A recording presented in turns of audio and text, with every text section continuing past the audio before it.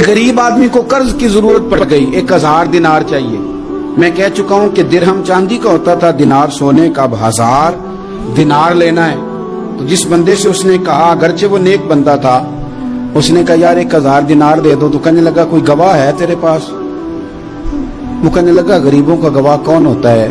हाँ एक गवाह है। कहा कौन? का मेरा रब, वो तेरे और मेरे बीच गवाह है। उसने कहा कोई कफील, अगर तू पैसे ना दे सके तो वो बाद में दे दे, या तुझे कुछ हो जाए तो वो दे दे। उसने कहा कफील भी मेरा अल्लाह ही है। मेरे पास अगर है तो रब करीम का नाम है, अगर एतमाद कर सकता है तो कर ले। बंदा नेक था, उसने कहा रब के नाम पे, रब की किफालत पे, अल्लाह को गवाह बना के मैं तैयार हूं तुझे 1000 देने। उसने 1000 दिनार दे दिया। वक्त वापसी का तय हो गया। वो चला गया पैसे लेके।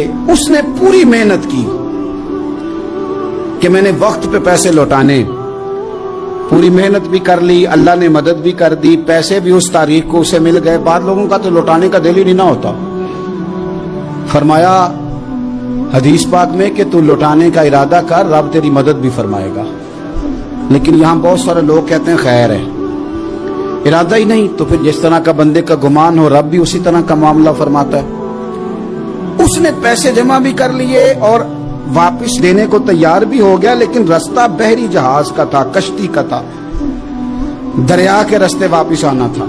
अब वो जब आ गया दरिया के किनारे तो बड़ी कोशिश की, पर वहां उसे कोई कश्ती नहीं मिली। वक्त पे पैसे लौटाने हैं, सफर करना है, अब सवारी मुयस्सर नहीं है। सोच सोच के परेशान था कि मैंने तो अल्लाह के नाम पे लिए।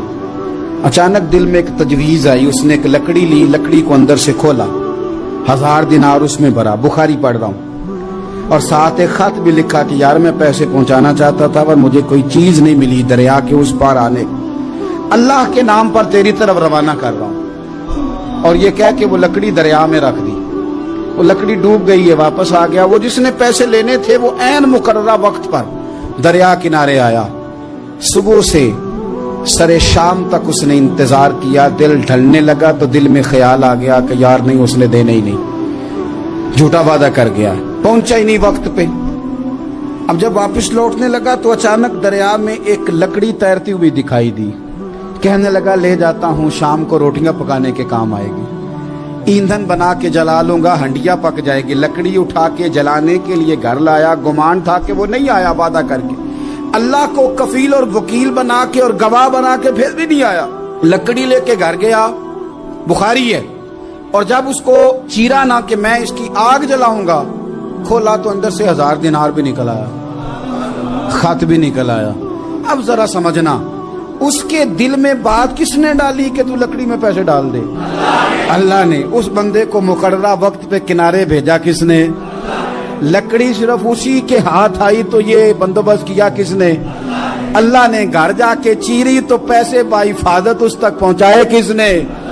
तो फिर हमें भी तवज्जो अल्लाह की जानिब भी करनी चाहिए। हमारे पे दिल की तवज्जो रब की तरफ ही होनी चाहिए ना। हमें इधर उधर जाने की, देखने की, बंदों पर गौर करने की जरूरत क्या है? वो पैसे पहुंच गए, ये वहां अपनी जगह पे परेशान था। इसने 1000 दिनार और जमा किया। फिर दोबारा एक दिन दरिया किनारे आया, कश्ती मिल गई, बैठ के अपने उस भाई के पास आया। कहने लगा देखना मुझ पर बदगुमान ना होना, पैसे उस तारीख को भी जमा कर लिए थे। दरिया पे आया था पर कश्ती नहीं मिली थी।